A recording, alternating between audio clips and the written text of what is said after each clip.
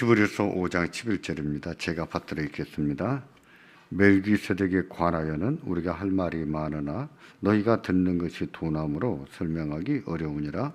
때가 오래되었으므로 너희가 마땅히 선생이 되었을 터인데 너희가 다시 하나님 말씀의 초보에 대하여 누구에게서 가르침을 받아야 할 처지이니 단단한 음식은 못 먹고 제쳐나 먹어야 할 자가 되었도다.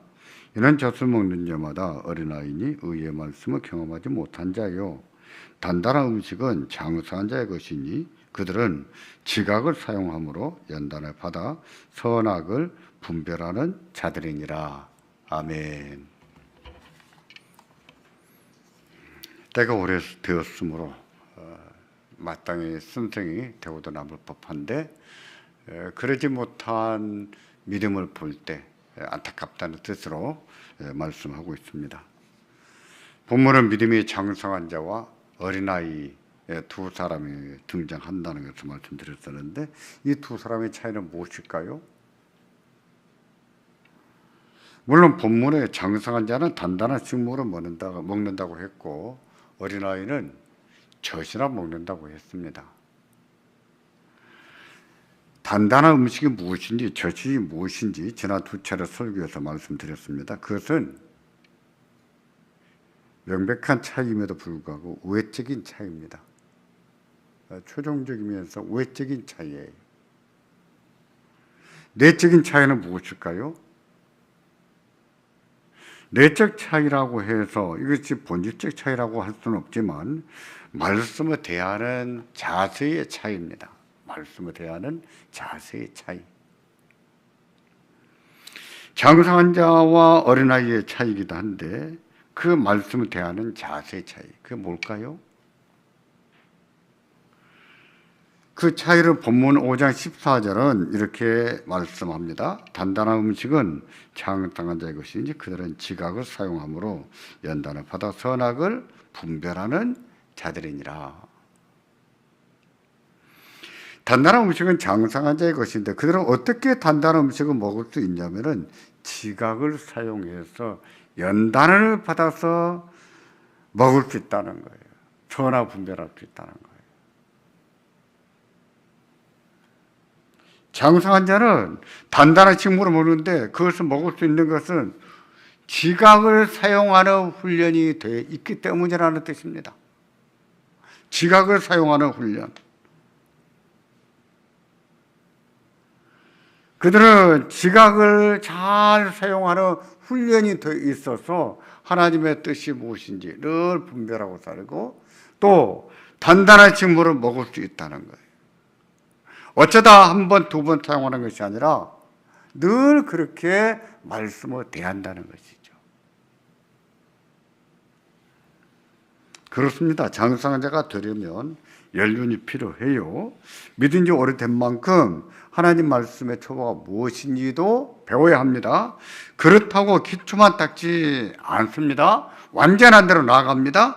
그들이 그렇게 할 수 있는 것은 지각을 사용하는 훈련이 돼 있기 때문이라는 뜻입니다. 이게 장성한 자와 어린아이의 내적 차이예요.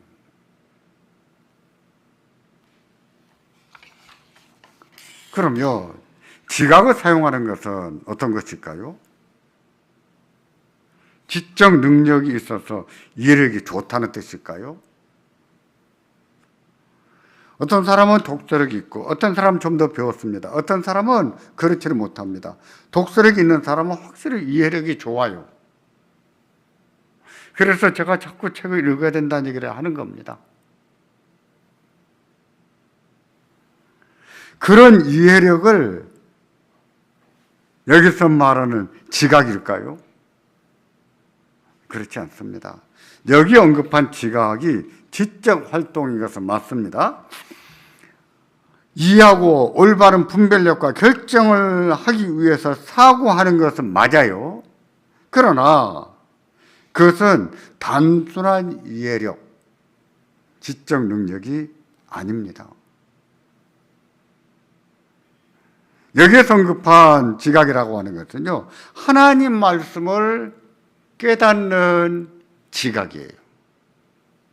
하나님 말씀을 이해할 수 있는 지각이에요.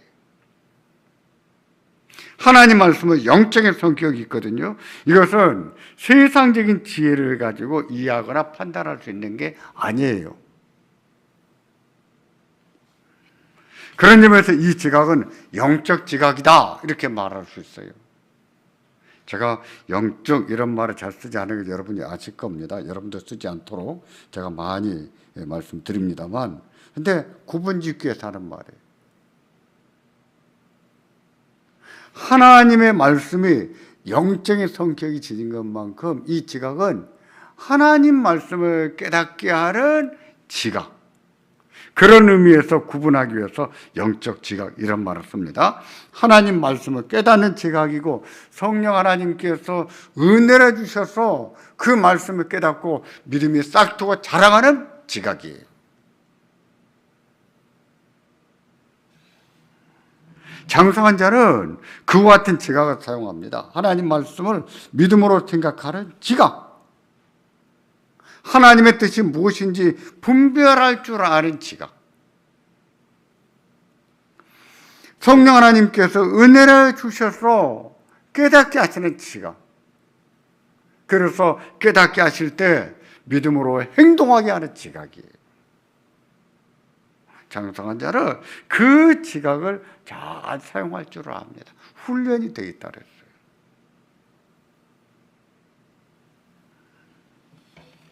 그것은요, 장성한 자가 된 후에 생기는 능력이 아닙니다. 어린아이 같이 하나님 말씀에 초보를 배울 때부터 사용하는 능력이에요.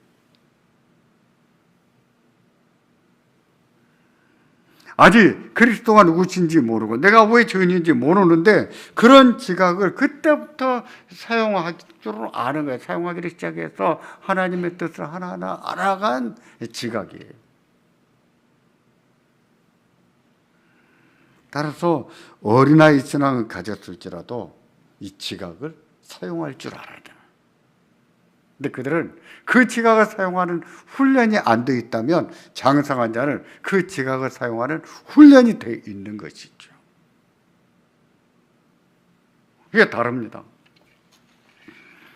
제가 훈련의 말씀을 드렸는데요. 그렇게 하기는 늘 해야 됩니다. 늘 말씀 읽고 듣고 분별할 때는 그런 자세로 해야 됩니다. 어떤 경우는 그렇게 해서 깨닫고 어떤 경우는 그렇게 해도 못 깨달을 수 있어요. 근데 또 지각을 사용함으로 하나님 말씀을 자꾸 익히고 배워가는 지각이에요. 어떤 경우는 그렇게 해서 순종하고 어떤 경우는 깨달았는데도 순종을 못할 수 있어요. 그래도 그런 자세를 가지고 하나님 말씀을 읽고 대하고 받아들임으로 결국 그 말씀에 순종하게 하는 지각입니다. 믿음의 지각이죠. 믿음의 지각.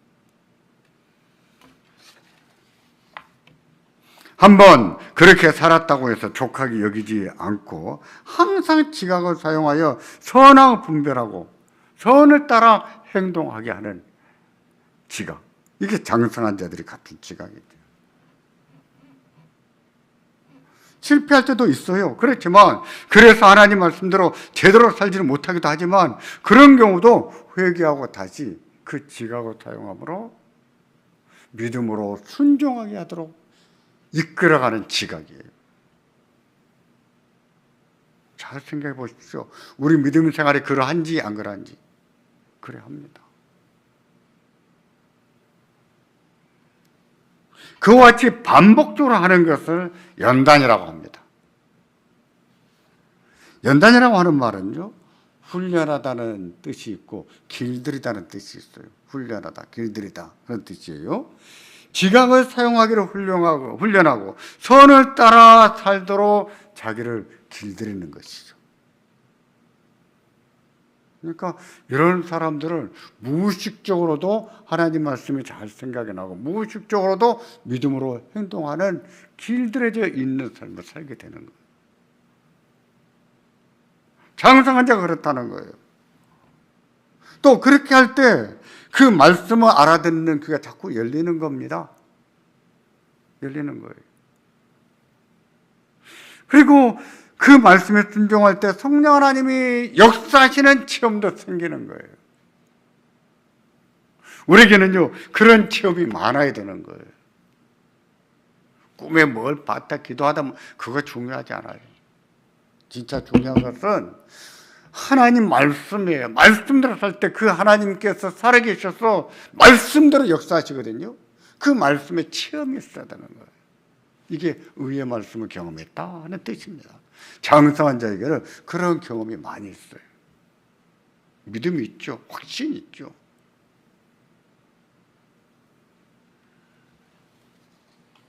예를 들면 제가 종종 인용하는 베레아 사람들의 경우가 그렇습니다. 베레아 사람들은 헬라인으로서 여호와 하나님이 누구신지 성경이 무엇인지 들어본 적이 없는 사람들이에요. 오히려 유대인들에 대한 반감, 여호와를 믿는다고 하는 유대인들에 대한 반감이 기본적으로 많습니다. 유대인들은 어디를 가나 항상 이렇게 튀었거든요. 동화되질 않았거든요.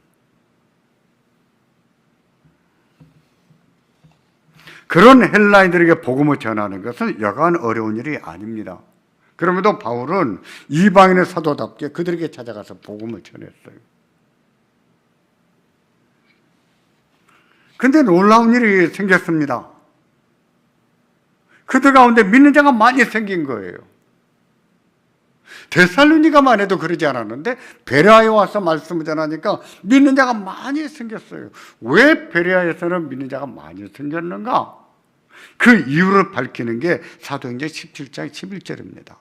같이 보겠습니다. 11절과 12절 다 같이 보십니다. 베레아에 있는 사람들은 데살로니가에 있는 사람들보다 더 너그러워서 간절한 마음으로 말씀을 받고 이것이 그러한가 하여 날마다 성경을 상고함으로 그 중에 믿는 자가 많고 또 헬라의 귀부인과 남자가 적지 아니하나. 보십시오.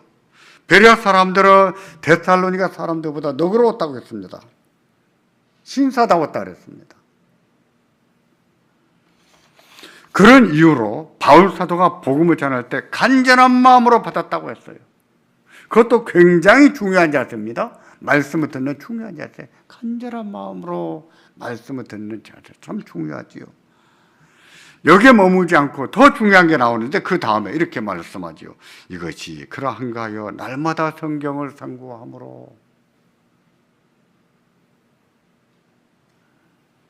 이 말은 그들이 말씀을 들은 다음에 집에 돌아가서 그 말씀이 그런 뜻인가? 이게 무슨 뜻이지? 그런 뜻이 아니라면 도대체 뭐야? 사색했다는 뜻입니다.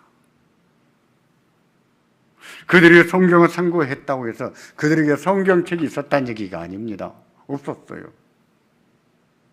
낮에 광장에서 바울이라는 사람에게서 들은 말씀, 그걸 성경이라고 말한 거예요.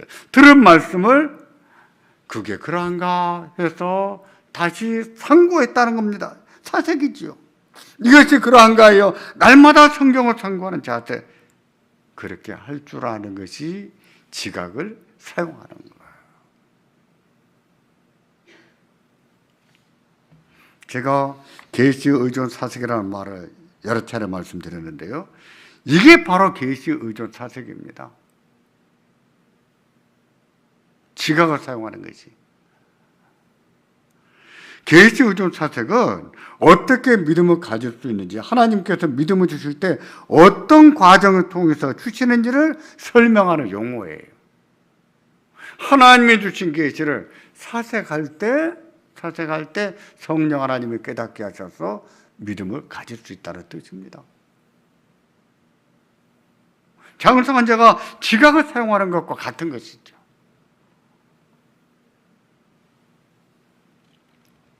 하나님께서 주신 계시, 곧 말씀을 사색함으로 믿음을 가질 수 있다는 것인데 이 사색이 지각을 사용하는 거예요.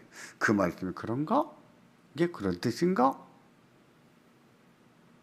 의문을 가지고 다시 한번 생각할 줄 아는 마음이지. 장성한 자를 그 지각을 사용하는 훈련이 되어 있습니다. 하나님 말씀 대할 때 항상 그런 자세로 들어요. 다시 본문으로 돌아갈까요? 장성한 자는 지각을 사용함으로 연단을 받아 선악을 분별한다고 했을 때 그렇게 함으로 하나님의 뜻을 깨닫고 믿음이 싹트고 자란다는 것입니다. 믿음은 그렇게 싹이 나는 것이거든요. 장성한 자는 그렇게 자라가는 것이거든요. 그렇게 살아와서 장성한 자가 되는 것이거든요. 지각을 사용함으로 훈련을 받아서 하나님 말씀에 선악을 분별하는 것. 이게 이렇게 더 중요한 자세예요. 베레아 사람의 경우로 말하자면 그런 자세로 성경을 읽고 배움으로 그들 중에 믿는 자가 많았다고 했습니다. 대조가 되는 거예요. 데살로니가 사람들과 헬라의 귀부인과 남자가 적지 않았다고 했는데 그들은 잘 믿지 않는 사람들이거든요. 근데 그런 사람들 중에도 믿는 자가 생겨났다는 뜻이에요. 다시 말씀드리지만 믿음은요 그렇게 싹이 납니다. 그렇게 싹이 나요. 자랄 때도 그렇게 해서 믿음이 자라게 되는 거예요. 하나님 말씀을 안일하게 듣지 않기를 바랍니다. 좀 정신을 차리고 간절한 마음으로 들으셔야 됩니다. 문제의식을 갖고 들어도 괜찮아요. 왜 그런지 탐구하는 자세로 듣는 것은 더 좋습니다. 이 말씀이 그런 말씀이지 날마다 성경을 상고한다면 그런 가운데 성령 하나님께서 깨닫게 하시는 거예요. 은혜를 주세요. 믿음이 싹트게 하시고 믿음이 더 자랑하게 하시고 진리를 깨닫게 하시고 신뢰가 더 두터워지게 하는 거예요.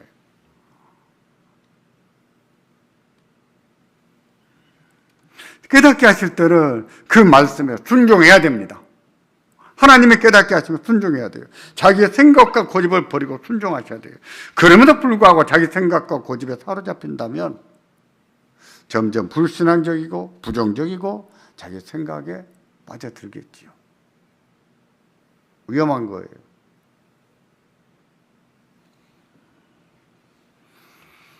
우리가 믿은 지가 오래된 사람들입니다. 지각을 사용하기를 잘하기를 바랍니다. 하나님 말씀을 들을 때 간절한 마음으로 받고 이것이 그런가에 날마다 승부하는 자세가 있기를 바랍니다. 그래서 장성한 자로 자라가야 됩니다. 멜기세덱은 아브라함에게 11조를 받은 사람입니다. 11조를 받고 축복했습니다. 아브라함이 큰 자일까요? 멜기세덱이 클까요? 누가 클까요? 멜기세덱이 축복하는 자가 큰 거예요. 그는 왕이었고 제사장이었습니다. 족보를 알 수 없는데 레위지파가 아니었어요. 레위지파일 수가 없지요. 레위지파가 존재하기 전에 존재했으니까. 그런데도 그는 제사장이었어요. 어떻게 제사장이 됐을까요?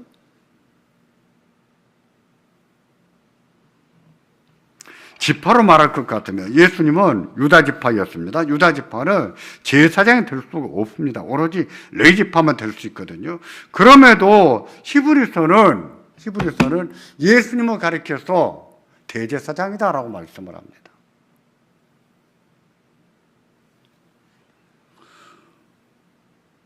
예수님께는요 삼중직이라는 게 있다 하는 말을 들어보셨을 거예요. 왕직과 제사장직과 선지자직이 있다 하는 말을 들었을 겁니다. 예수님께는 제사장직이 있다, 예수님이 대제사장이시다, 이런 말은요 유대인 신자들의 입장에서 받아들일 수가 없는 말이에요. 아니 레위지파도 아닌데 어떻게 제사장이 된단 말이에요. 자기 생각이 옳은 대로 사는구나, 사사시대처럼 이렇게 말할 수도 있겠죠. 예수님이 대제사장이라는 사실은 유대인 성도 입장에서는 받아들이기에 너무나 단단한 음식입니다. 먹을 수 없는 음식이에요.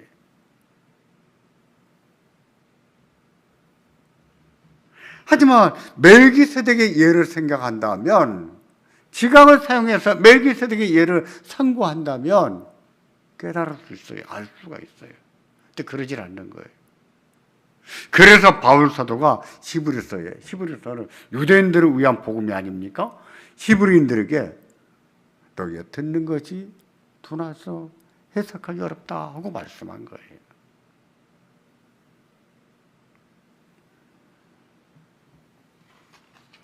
그런 이유로 바울 사도는 너희가 듣는 것이 둔함으로 해석하기 어렵다고 했는데, 그러나 아무리 어려워도 멜기세덱의 존재와 그를 통해 주신 계시를 생각한다면 이해할 수 있다는 것이죠.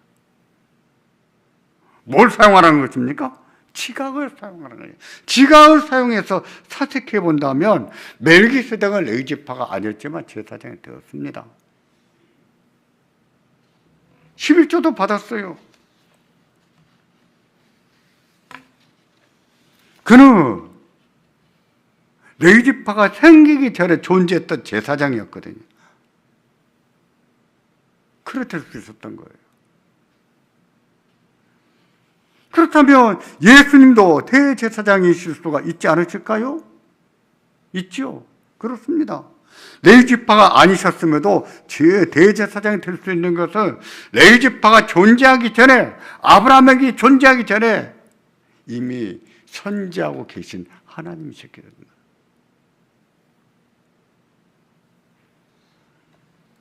멜기세덱이 레위 지파가 아님에도 불구하고 제사장이 될 수 있었던 것처럼 예수님도 레위 지파가 아니심에도 불구하고 제사장이 될 수가 있다는 뜻입니다. 그런 사실을 가리켜서 예수님은 어느 반열을 따라 됐다고요? 멜기세덱의 반차를 따라 대제사장이다라고 말하는 거예요. 아무리 해석하기 어려워도 그런 사실을 지각을 사용해서 하나님 말씀을 자꾸 묵상을 하고 생각해보고 한다면 알 수 있다는 거예요. 선하고 분별할 수 있다는 거예요.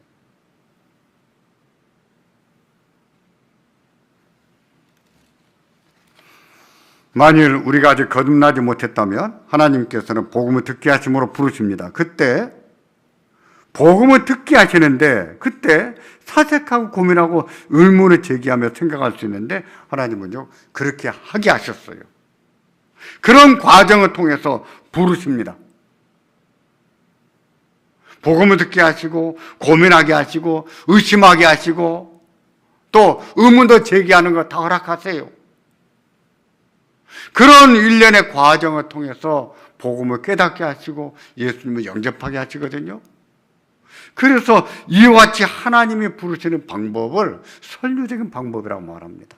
하나님을 주인으로 부르실 때 창의적인 방법으로 하지 아니하시고 창조적인 방법으로 하지 아니하시고 선류적인 방법으로 하신다 하고 설명하는 거예요. 선류적인 방법이라고 하는 것은 깨닫게 하시고 이야기하시고 알아가게 하셔서 정말 그렇다고 하는 것을 동의하고 공감하게 만들어서 믿게 만드신다는 뜻입니다. 그것도 무엇입니까? 지각을 사용하게 하는 것이죠.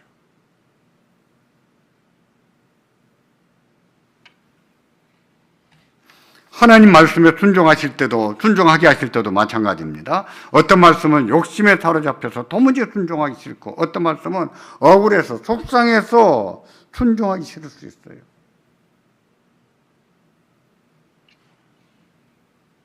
욕심을 버리는 것도 원수로 사랑하는 것도 마찬가지입니다. 자신의 감정과 경제적인 손익을 따지면 도무지 순종하기 싫지요. 그런 경우 하나님을 생각해야 됩니다. 하나님이 어떤 분이신지, 또 하나님 말씀을 생각하셔야 돼요. 하나님이 뭐라고 말씀하시는지. 그렇게 생각할 줄 아는 것이 지각이죠. 그 지각은 우리로 하여금 믿음으로 살도록 이끌어 갑니다. 믿음으로 행하게 만드는 지각이에요.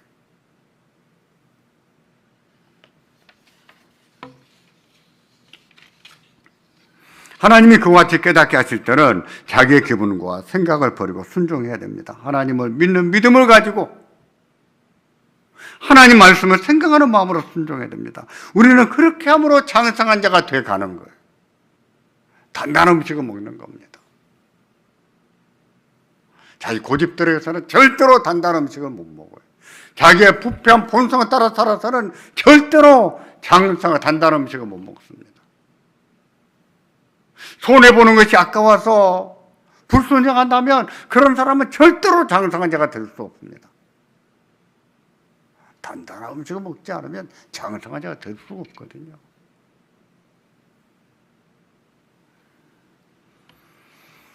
때가 오래되었는데도 기독교 진리의 기본 진리, 기독교 진리의 기본 진리를 모른다면 그런 사람은 당연히 어린아이입니다. 어린아이예요. 믿은 지 오래됐어도. 그런 분은 기본부터 다시 배우셔야 돼요. 기초반에 들어서 다시 배우셔야 됩니다. 부끄러워하지 말고 배우셔요. 부끄러워서 안 배운다면 그 사람은 죽을 때까지 어린아이로 죽는 거예요.